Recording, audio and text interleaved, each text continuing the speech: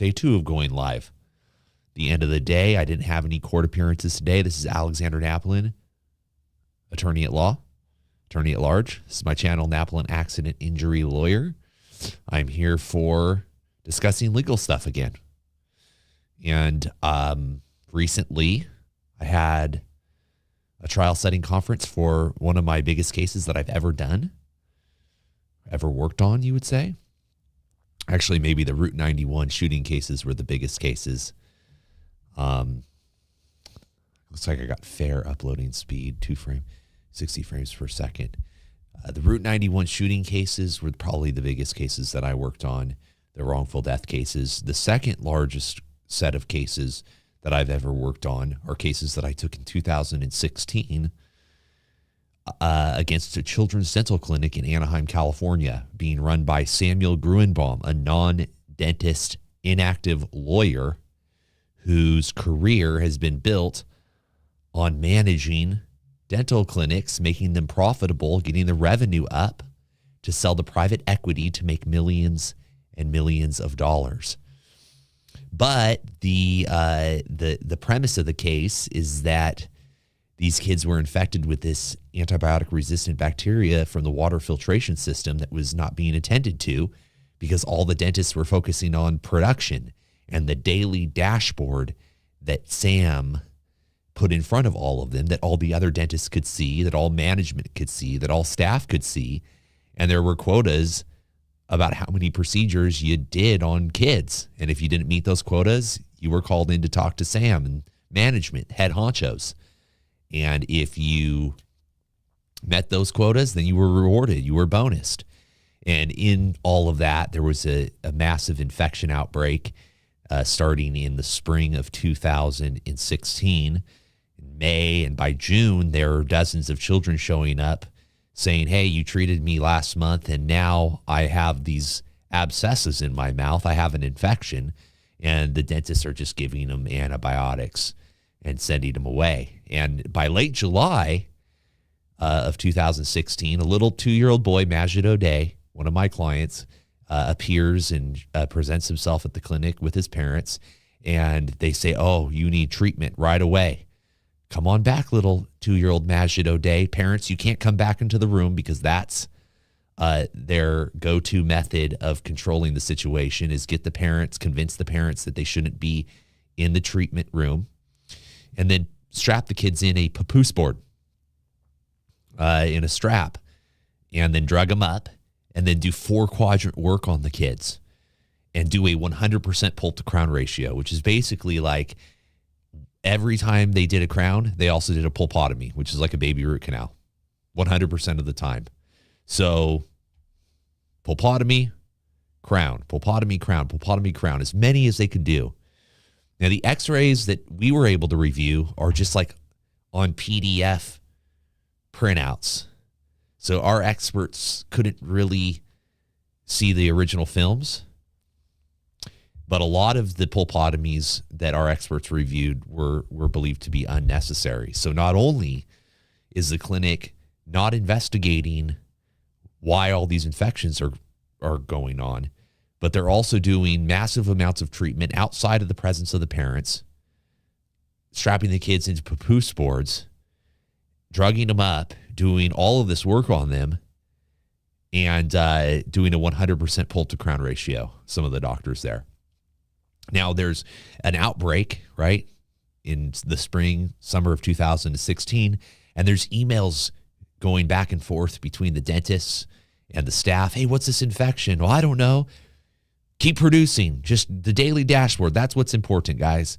You got to keep producing. Now, there was an investigative reporter. Her name's Michelle Geely. She works for KCAL 9.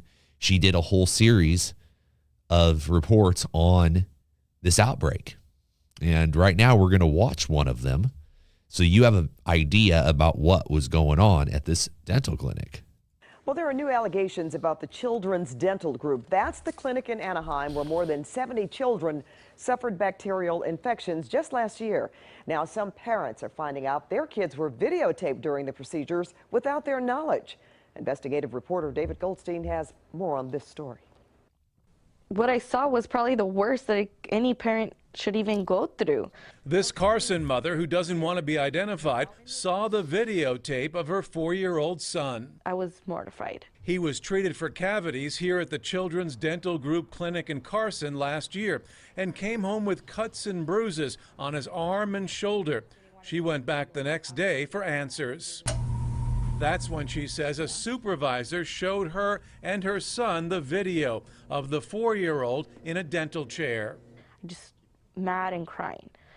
And my son obviously was disturbed by it, so we stopped. He was strapped down in a device like this one called a papoose board, a legal method that some clinics use with small children in order to hold them down. CBS 2 News has learned Children's Dental Group has surveillance cameras inside treatment rooms in all of their 10 offices in Southern and Northern California. This mom says she never knew. He's a minor. I never even consent for him to be recorded in this video. The clinic refused to give her a copy of the video. In legal papers, her attorney is asking a judge to preserve and produce the video, saying the clinic, quote, subjected the child to invasive dental procedures. I've been doing dental abuse cases for 7 years, and I will tell you that when I found out that they had videotaped that operation, I was dumbfounded. It's a good idea to tape what's going on in there to make sure that nothing goes awry. Why wouldn't you do it? Children's Dental CEO Sam Gruenbaum says it's common sense to have cameras. You're videotaping a child during a treatment procedure. You don't see anything wrong with that? Gosh, no. Especially when the child is moving around a lot and it's got 2 or 3 people trying to hold the child still. He says the use of cameras is legal and consent of the parent isn't necessary, but we found it's not the norm. The American Academy of Pediatric Dentistry told us we are not aware of cameras being used in exam rooms, and Gruenbaum couldn't name anyone who did. Give me a name of any dental organization that advocates cameras in treatment rooms. Yeah, David, as I said, it is not a question of... You're not giving me an answer.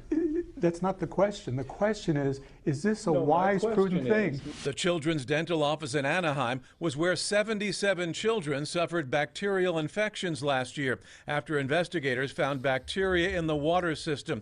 Gruenbaum says there's no video that remains of those procedures because it's purged after 20 days, and he defends the use of restraints. It's just wrong. Christine Curtis's 3 kids were treated at the Anaheim office. She's outraged they were videotaped because they were also strapped down for the procedures, and she saw what was happening. It was him just screaming, crying, feet kicking. Her son Cody, who was 7 at the time, remembers. Them strapping me down, and they wouldn't let my mom come in there.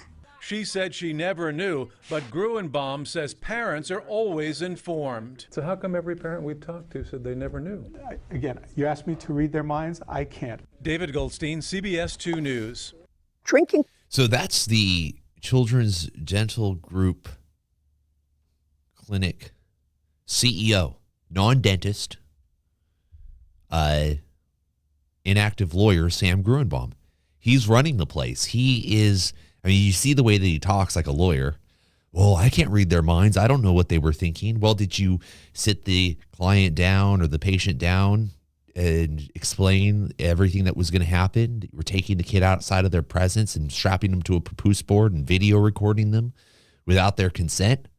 I mean, the consent forms are sometimes doctored up. In other words, they get the consent one time and then they just continue to use that same consent form for every procedure that they do in the future.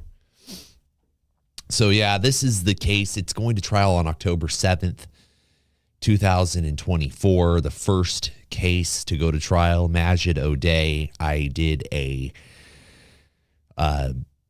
few videos the last couple weeks on Majid. You should go check those out if you want to learn about his jaw. Did I exit this? Majid. Here he is. This is my client. He's now 9. A dental clinic where dozens of children got infected after routine visits. Some of those kids were hospitalized. It's a story we broke on CBS 2, and we've been leading the coverage ever since. CBS 2 Orange County reporter Michelle Geely is live in Orange with the latest fallout from from the infections. Michelle? Rick, today I met a little boy who is just 3, and he has been through so much. I'm told that doctors here at Children's Hospital will attempt, when this boy is 6 years old, to take a piece of his hip and make a jawbone. Now, lawyers say that the infection that this child got at the dental clinic has changed his life.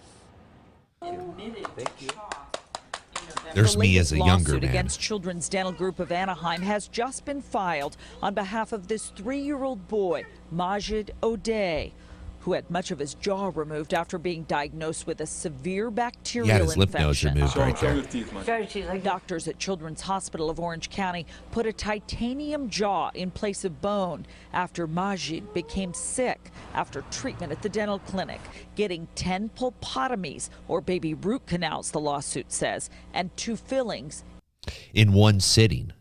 So if you're watching this, and I think there might be only a couple people watching this, if you are, like this video. I'm liking it. Subscribe to my channel. 10 pulpotomies performed in one sitting? 10 root canals?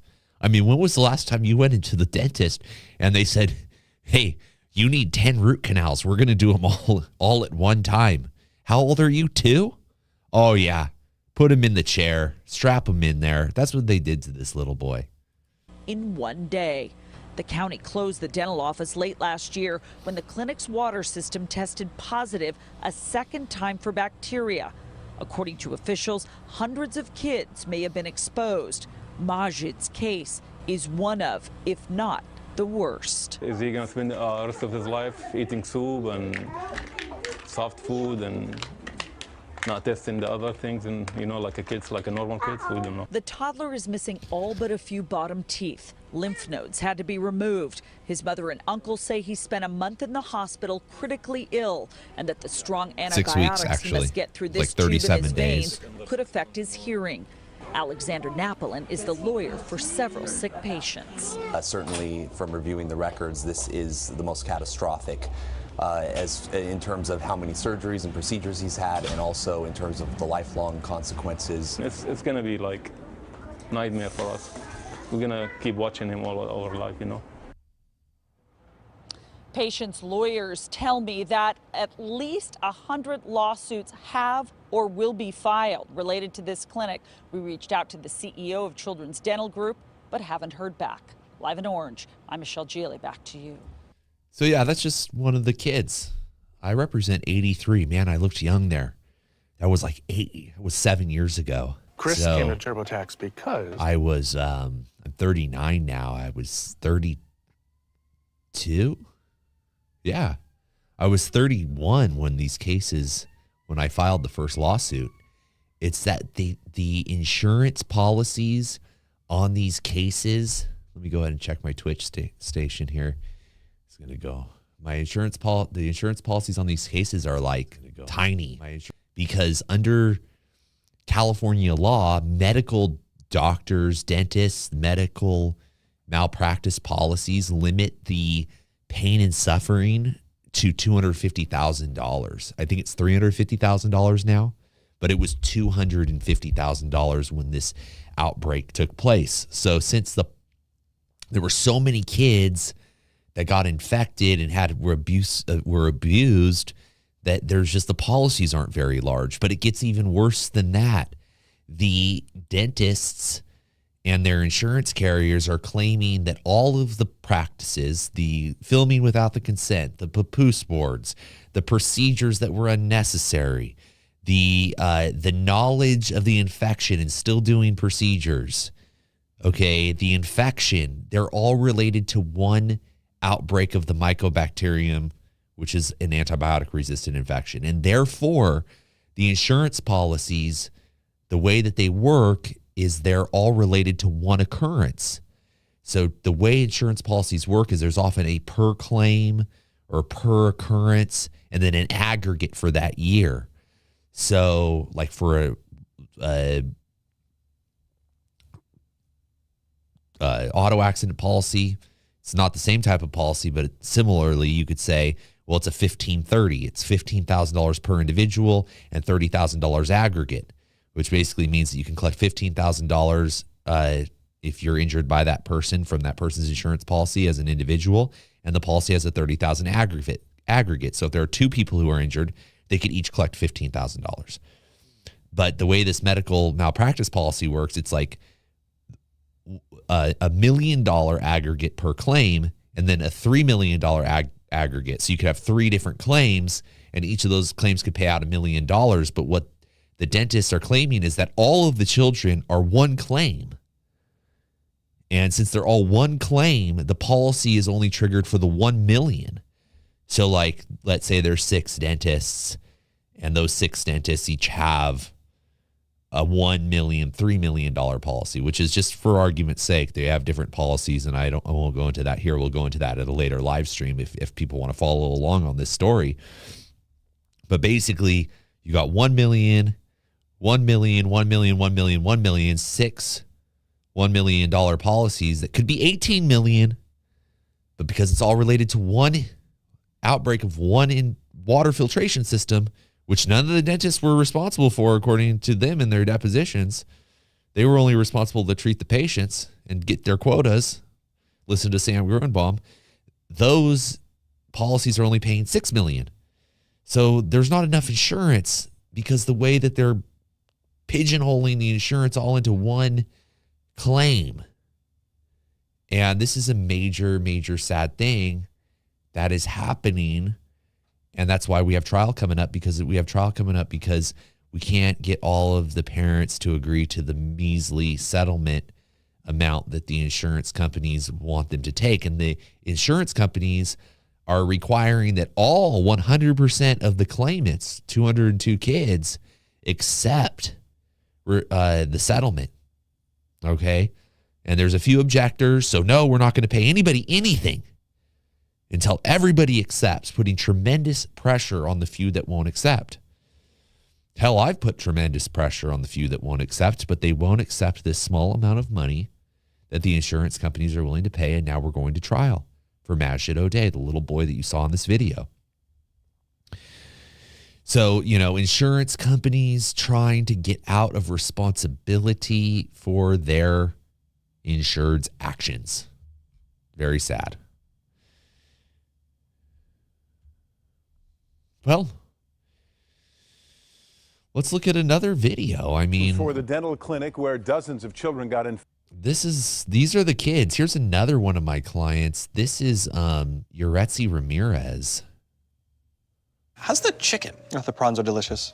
Oh, you got to listen. I'm not logged into my premium, so we'll just lower this for a second. Okay. Ad's done. Now at 5, more kids are being admitted to the hospital, and parents say a dental group in Anaheim is to blame. A dental group in Anaheim is definitely to blame for that. And I'm Pat Harvey. Today, 3 more families filed lawsuits against the Children's Dental Group of Anaheim. Parents say the clinic gave their children bacterial infections by using dirty water. CBS 2 Orange County reporter Michelle Gili is live in Orange with that story. Michelle.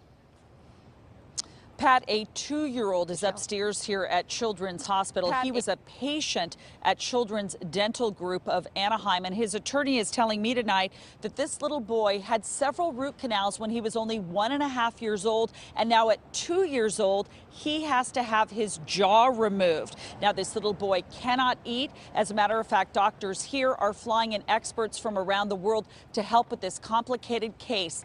And we met another little girl here at this hospital today. They ruined her life because,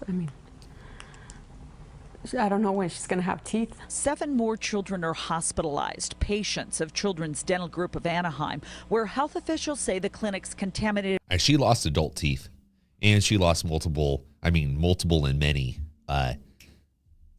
baby teeth before they were supposed to fall out because of this infection. She was hospitalized. Water supply infected dozens and perhaps hundreds of kids. Yuretsi Ramirez is one of the latest to be admitted to Chalk Hospital, where 77 boys and girls have now been treated for a resistant bacteria. Doctors had to pull 9 of Yuretsi's adult teeth. The bacteria has spread to her lungs.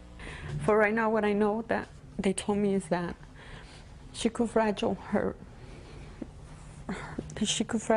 the side of her the gums. Yeah, basically, like a lot of these kids had debridement, which is the scraping away of bone that was like necrotic tissue. It's just like infected and like destroyed from the infection.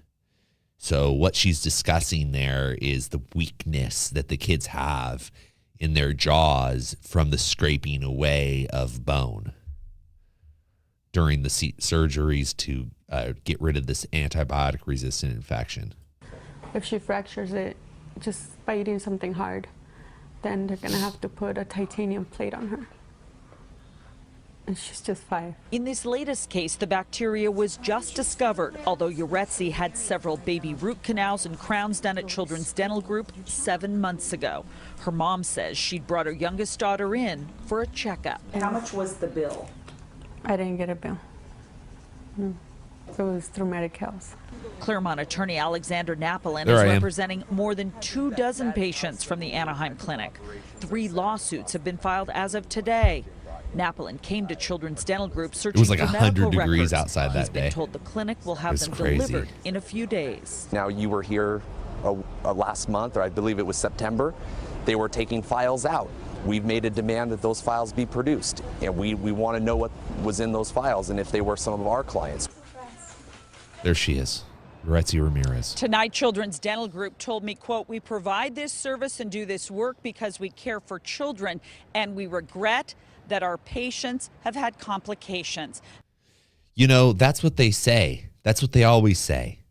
But the reality is that Sam Gruenbaum was in there to get the production up, to put a daily dashboard in front of the dentist's faces to get them to produce, and no one was watching the water infections that were encroaching into the office.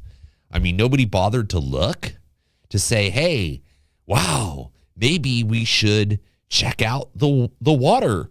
We're getting all of these infections. No, keep producing. But what about the water, and what about all these infections? We've never seen anything like this before.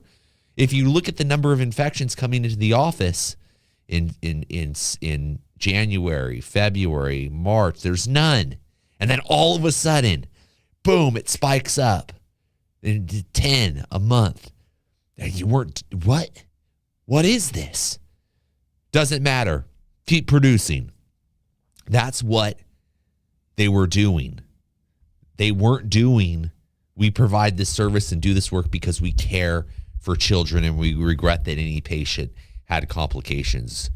Well, you regret it, but why weren't you doing anything about it if you regret it so much? Why did none of the dentists go and see the children in the hospital if they regretted it so much? Okay, this is the situation that occurred in Anaheim, California in 2016, the biggest antibiotic-resistant infection outbreak at a dental clinic in the history of the country.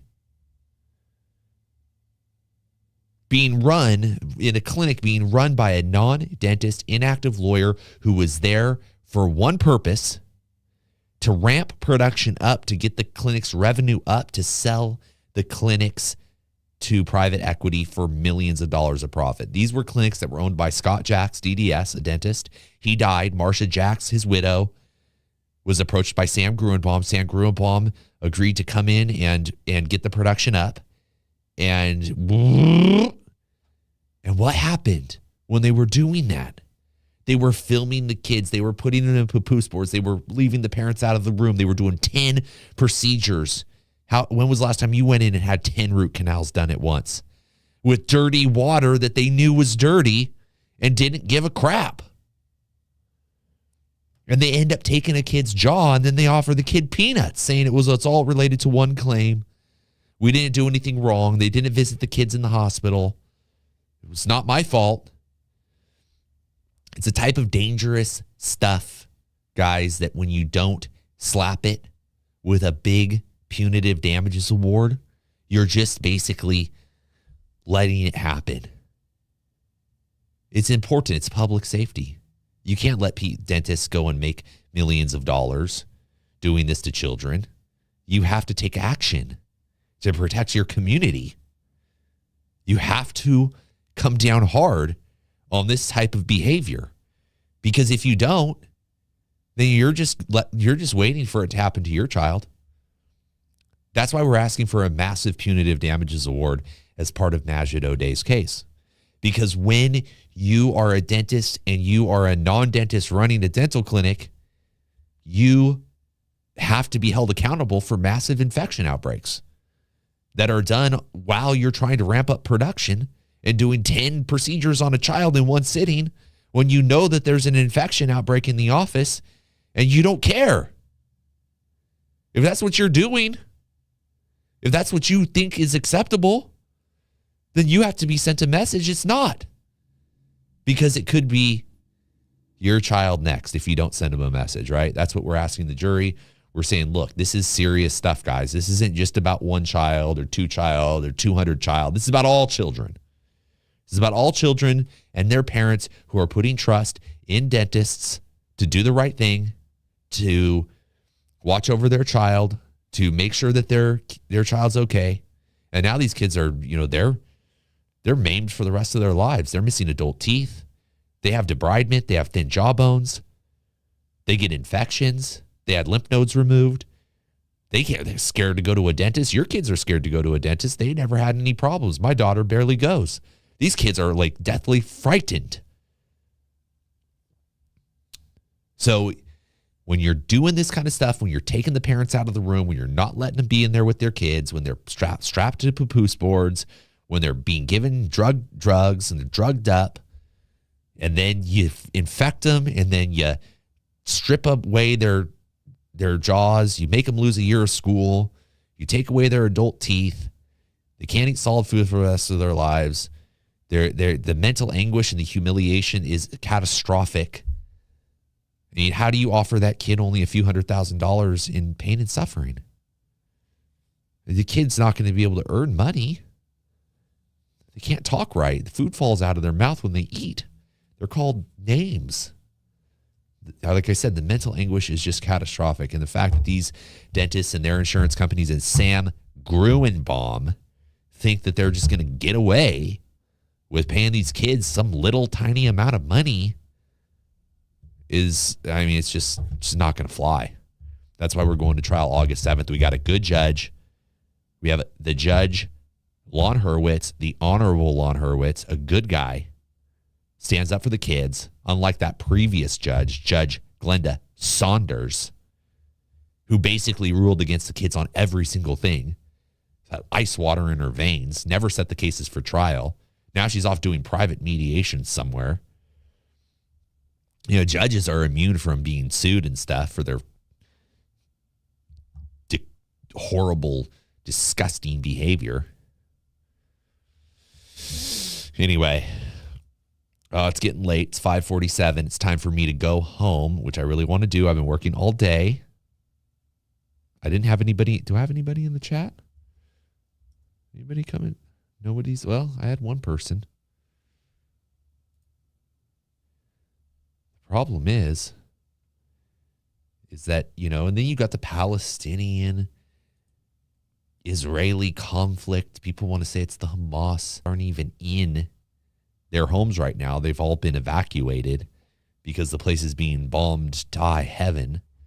Is it the Israelis' fault?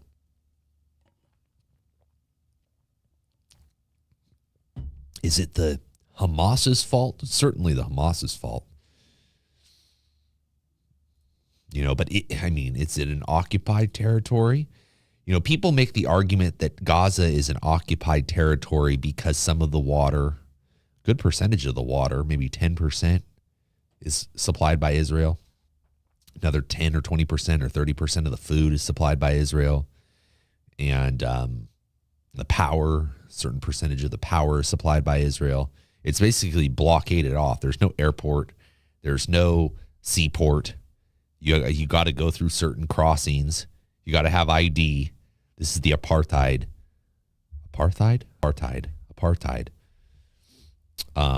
argument. That the Palestinians have been basically boxed in to a little tiny area, and that they're being oppressed.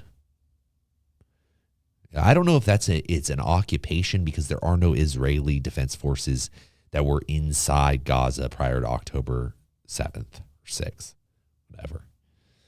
So whether or not it's an occupation or whether or not they're just blocking that area off from them, it's a serious situation because that area has now been turned into basically one big massive underground military base. And it's just constant rocket fire out of that area from civilian populated areas, tunnels and openings and rocket launchers and machine guns and combatants popping out of every little corner, So obviously the war is like right on top of the population. And the pro-Palestinian camp, people who are, or at least against Israel 100%, they say, well, it's an occupied territory. It's apartheid. It's, you don't get to alleged self-defense. You don't get to use it. It's like somebody breaks into your home and then tries to claim self-defense. You're in their home. I can see that. But at the same time, there were no soldiers in there before. And yeah, technically they were getting food and power and water from Israel. But just because you provide another area with food, water, and power doesn't mean that other area is occupied. Saudi Arabia provides oil to a bunch of countries.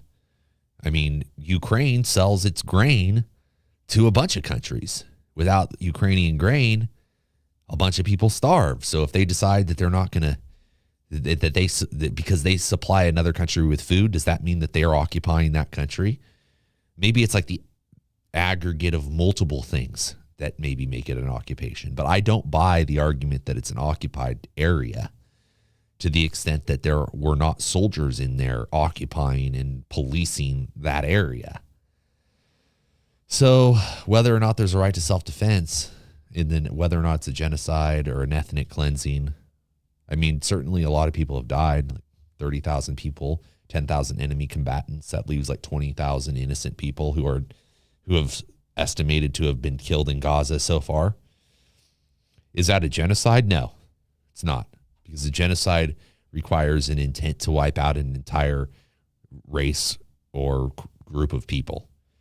And if you've only killed 20,000 or 30,000 and 10,000 of them plus are enemy combatants, and there are 2 million people there, well, then that's not enough people to say that the effect of your military operation proves the intent of genocide. Okay, it's just not enough people. Is it ethnic cleansing? Maybe. Because with ethnic cleansing, you're basically trying to remove those people from the area, from my understanding. It's like, we're just going to make this area unlivable.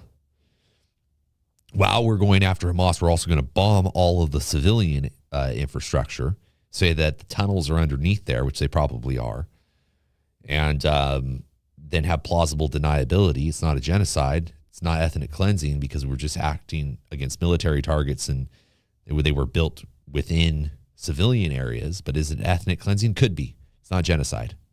If anybody tells you that it's genocide, well, you say, well, how many people have died? Well, 30,000, 10,000 enemy combatants.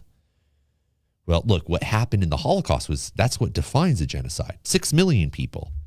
The amount of people who have died in 4 months or whatever in Gaza, November, December, January, February, 4 months, is how many people the Nazis killed every single day for like 2 years straight. That's a genocide.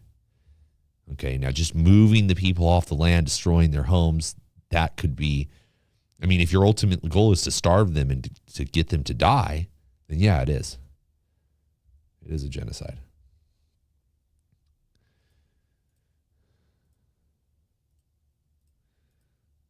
So, what a hairy situation. Such a horrible, sad situation.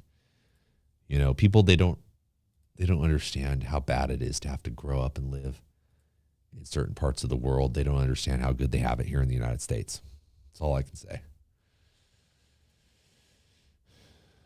And nobody is watching today. I had a bunch of people in the stream yesterday. Well, tomorrow I'm going to go on and I'm going to talk about something more fun. Let's talk about Uber.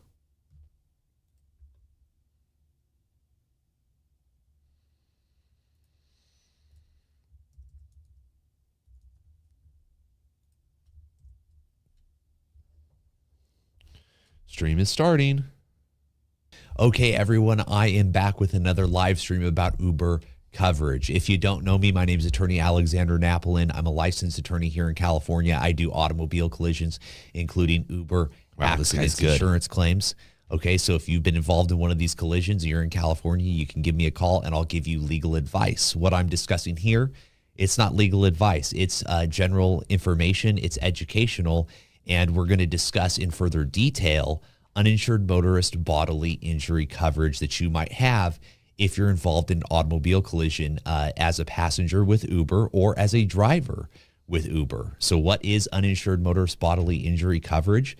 It is insurance that you can buy for your own automobile, or Uber provides it in some circumstances to passengers and drivers who are involved in automobile collisions with uninsured drivers. You know, a lot of states don't have the uninsured motorist bodily injury coverage that California requires Uber and Lyft to carry for passengers. For example, like if you're driving down the road and you're hit by an uninsured motorist or an underinsured motorist or a hit and run driver that gets away, if you're in an Uber and you're a passenger in California, you got $1 million of uninsured motorist coverage through Progressive, Blue Hill Insurance or something. But in other states, like in Texas, there's no uninsured motorist coverage. I show you how to find out if your state has Uber, Lyft, uninsured motorist coverage. Now, if you're an Uber or Lyft driver, you could buy this coverage even if your state doesn't require that Uber or Lyft to pay for it, and your passengers would also get it. Or if you're a passenger and you have uninsured motorist coverage through your own company and you're in a Lyft, that uninsured motorist coverage goes with you wherever you go. Okay, so but Uber and Lyft have to cover $1 million aggregate. That means if you have multiple passengers in the car and you're in an uninsured motorist situation, accident in an Uber, you got a passenger to your left and you got the driver, all three of you share the $1 million aggregate insurance policy.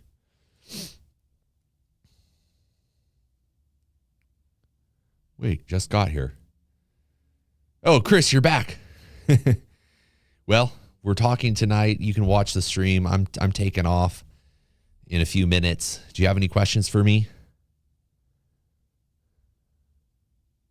Not according to your lawyer? Well, it depends on your state. It depends on your state if you have uninsured motorist coverage or not with an Uber or Lyft collision. If you're a passenger in California in a Lyft or Uber, there's a $1 million uninsured motorist requirement. If you're in another state, and the way you find that out is you go to Google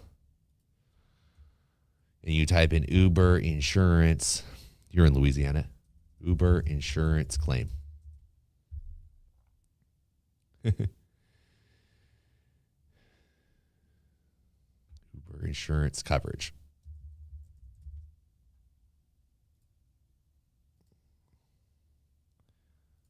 Here it is. So you type in Uber insurance coverage.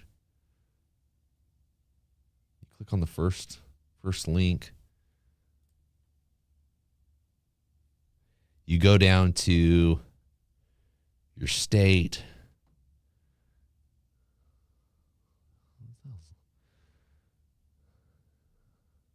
There it is.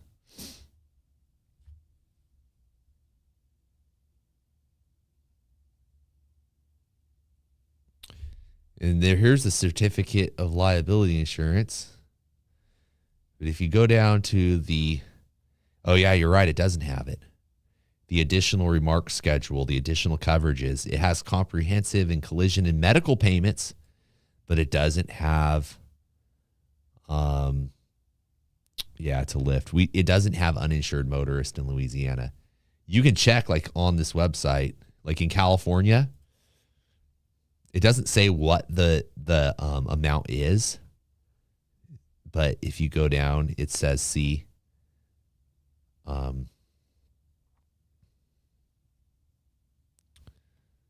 the hell is it?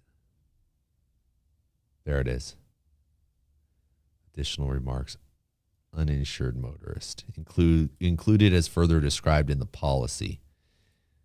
And the policy, probably not supposed to show anybody a policy. You know what? They don't ever want to share the policy. Don't tell anybody. Don't tell anybody how much it is. It's illegal. I don't think it's illegal.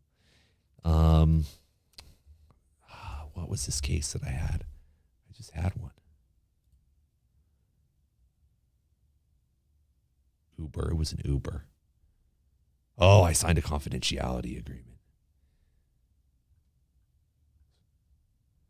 They always make you sign that stupid thing. Oh, no, we haven't signed it yet. Case isn't settled yet. Do we have a copy of the policy? No, they didn't give it to me. Oh, yeah, here it is. No. Well, I'll get a policy. I have one somewhere. Uber and Lyft policies. But that's how you find out. You type in Uber insurance coverage, click on the first link, and then you go down to you go down to these certificates of insurance. Like in Colorado's a pretty progressive state. They do have it. They have it. Colorado, Louisiana, you're just cattle. Montana, a lot of cattle there probably. I love Montana. It's a beautiful state. I don't have it. I don't think they have it. New York. Where else? Texas. They don't have it in Texas. Texas, they don't have it. I know because I've looked it up because people from Texas have come in and asked me. Nope, not there. They have medical payment coverage. Medical payment coverage is like, like you get in a car accident, you go to the hospital, and you got like $5,000 of coverage. They'll just pay the hospital off or pay the deductible. Just get it done.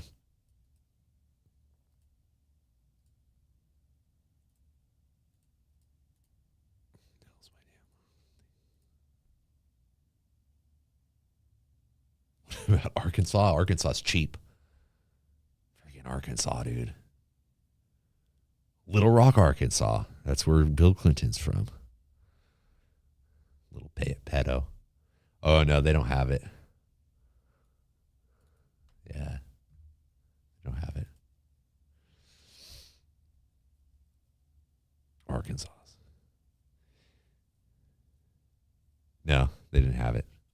Well, there's me again. Look, this is the live stream where I discuss it. So if you get hurt in an automobile collision that's caused by an uninsured motorist or by an underinsured motorist. Hey, Chris, make sure I'm going to take off now.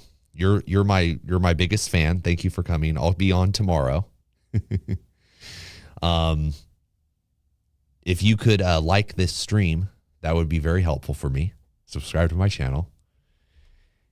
And you can watch. I'm talking about this. I have a trial coming up on October 7th, 2024 here in California for a little boy who was injured at a children's dental clinic where he caught this infection. Okay, so what the hell is Aira? Ready to be an e-commerce pioneer? Our baked-in premium plugins give you the best ingredients. Breaking news in a KCAL9 investigation involving a local dentist's office and kids hospitalized after getting sick while visiting that office. KCAL9 Orange County reporter Michelle Gilly broke this story and is live in Anaheim with the new breaking details you'll see only on KCAL9. Michelle? That's right, Juan and Lena, as we were editing our story here in the... Yeah, no, this is the video shoot. You go to there, you could see all of the videos, Children's Dental Clinic. This was this is my client right here, one of these kids. For the dental clinic. of his jaw removed after being diagnosed with a severe bacterial infection. Yeah. Show me your teeth, Mike. Doctors at Children's Hospital of Orange County put a titanium jaw in place of bone after Majid became sick after treatment at the dental clinic, getting 10 pulpotomies or baby root canals, the lawsuit says, and 2 fillings in 1 day.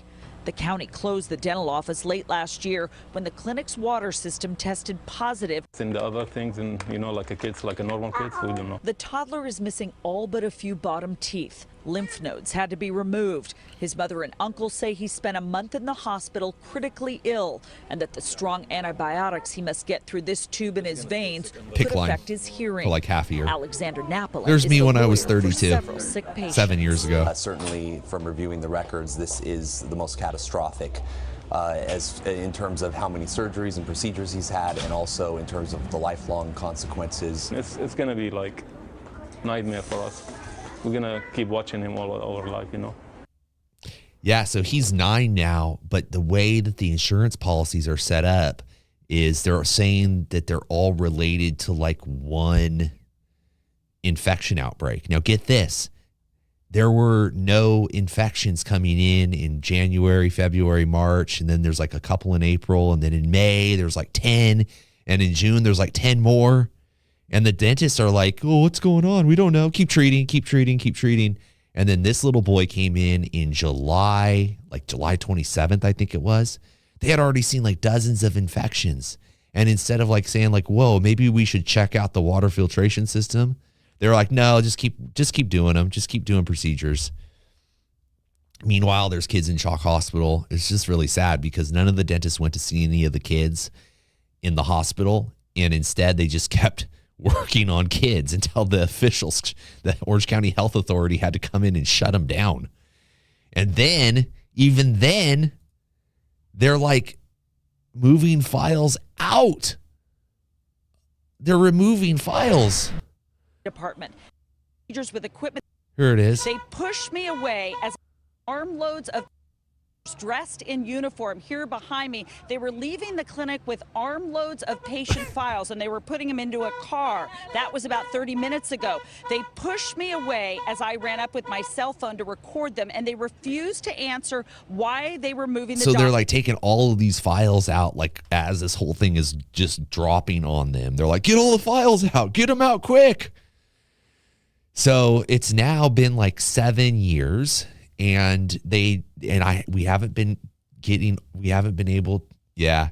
But you see, that's the thing is they get away with this kind of crap. They also they had videotapes of all of the kids' procedures. They deleted all of them, even though we sent a request that they preserve evidence. They like destroyed a bunch of it. And they're just, their lawyers are just tenacious. They won't back down. It's appeal. They're appealing right now. They're trying to like stop the trial from going forward. It's really bad. I know. I'm hoping that they have offered him money. It's like $600,000, but he can never eat solid food the rest of his life. And he can't hear well because of the hearing. He's on antibiotics all the time, and food comes out of his mouth. And they call him the vampire at school. Yeah, well, it sucks kind of sometimes being a lawyer. It's a lot of work. Okay, Chris, I'm going to head out. I'm going to go home, but I'll be on tomorrow, like between 5 and 6 if you want to hop on. I'd like to have you. And I'll come up with something to talk about. I don't know. Tomorrow I have hearings, so maybe I'll have something to say about them. I hope you have a good evening. I'm going to sign off for now. I'll be back tomorrow. And, okay. It'll be like 5 o'clock, but take it easy. I'll see you tomorrow, Chris.